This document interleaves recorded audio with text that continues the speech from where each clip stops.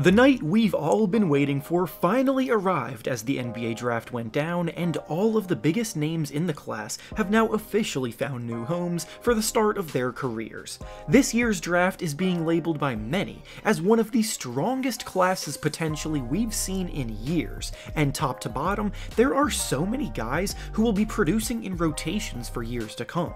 If you've been a subscriber of my channel for a while, you've probably seen some of my prior draft grade videos where the grades I give out are somewhat tough and A's and A+ are a rarity, but I just wanted to start off by saying that tonight I was incredibly impressed by the way that the teams at the top drafted, and that will definitely be reflected in the grades I gave, as you are about to see for yourselves in this video. Before we start though, it turns out about 61% of you watching right now aren't even subscribed to the channel, so please, if you enjoy the content, consider hitting the subscribe button, as not only does it help out a ton, but I would also very much appreciate it. Now with that being said, let's begin. Starting things off with the first pick of the draft, the Detroit Pistons selected Cade Cunningham, and the grade for this pick is an A+. Nothing was too surprising about this selection, as it was who everyone expected to be chosen first overall from the very start of the year, so I really don't feel like I can give it any other grade but an A+. The Pistons were always going to choose the best player available, no matter where they landed in the lottery, and having gotten the first pick, they got to choose the best player, period. Cunningham is such a well-balanced player who brings 3-level scoring, tremendous playmaking ability, strong defensive potential, and a go-to guy to build around and lead them into the next generation of Pistons basketball. Next up, with the second pick in the draft, the Houston Rockets selected Jalen Green, and the grade here is a strong A. I may be nitpicking here, but I can't just be giving out A+ left and right, and these are my personal grades, so the fact that I view Evan Mobley as the slightest bit better of a prospect is what keeps this from being an A+. Green in his own right is still an unbelievable prospect and talent, so the pick does still get a strong A here, and he very much has the talent to potentially prove me wrong in the future. As a player, Green is going to give the Rockets a dominant scoring threat who can catch fire and put up points in a hurry, and the backcourt they have now built of him and Kevin Porter Jr. is one that the Rockets fans will be incredibly excited about for years to come. Next up, with the third pick in the draft, the Cleveland Cavaliers selected Evan Mobley, and the grade here is another A+. I did say in the intro that, for the most part, I was pretty damn impressed with the teams drafting at the top, and that there would be a lot more strong grades than usual, and I truly did mean that, as you can see by the way the grades are looking to this point at least.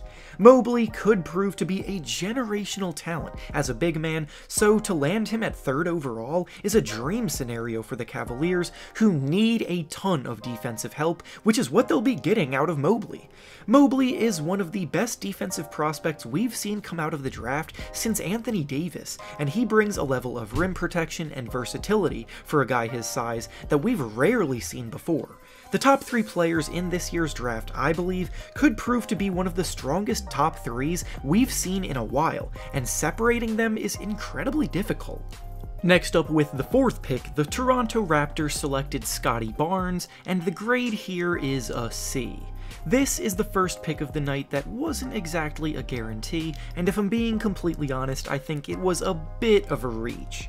Scottie Barnes has the very unique skill set, as he brings tremendous defense and strong court vision and passing from the forward spot, but he struggles mightily to score the ball, and his jumper is a long way out from being effective consistently. He projects to be a phenomenal role player who does a lot of the little things to help a team win, which every team could definitely use more of, but is that the kind of player you take 4th overall? Only time will tell on that one, but from the way I see it, passing up on other players such as Suggs here hurts the grade for this selection. Next up, with the 5th pick, the Orlando Magic selected Jalen Suggs, and the grade here is another strong A. There was a point where Suggs was in contention with the top 3 players in this draft, and during the college season, he was one of the fastest risers up draft boards. During the pre-draft process, though, for some reason, the momentum cooled off a bit with him, and I really feel like it was only because it had been so long since we've seen these guys play out on an actual court in a game. Suggs is a proven winner who competes incredibly hard. He'll do whatever is asked of him out on the floor, he plays with passion, and can play so many different roles in the backcourt. He's a natural leader who brings strong, balanced production, and for a young Magic team, he'll be yet another promising talent to add to their core, and he'll also fit right into their defensive culture. Getting him at number 5 is an absolute steal ultimately. Up next with the 6th pick, the Oklahoma City Thunder select Josh Giddey, and the grade here is a C-. This pick, I think, threw everybody watching the draft completely off, and nobody could have seen it coming. Giddey had an incredibly strong finish to his season in the NBL in Australia, and he started flying up draft boards as he became a triple-double machine in recent weeks at the end of that season, but I really didn't think he was flying this high. It felt like he was going to crack the lottery potentially, but to go 6th overall really feels like a huge reach, seeing as he has quite a few noticeable weaknesses that he'll need to straighten out.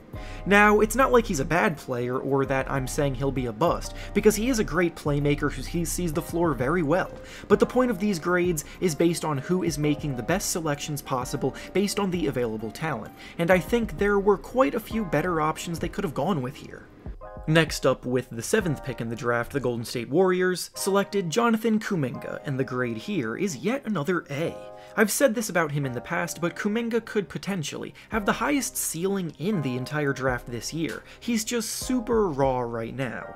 He's a boomer-bust player who has a lot of Jalen Brown in his game, and could develop at a similar rate, but he does need to work hard to straighten out his decision-making and his shot selection.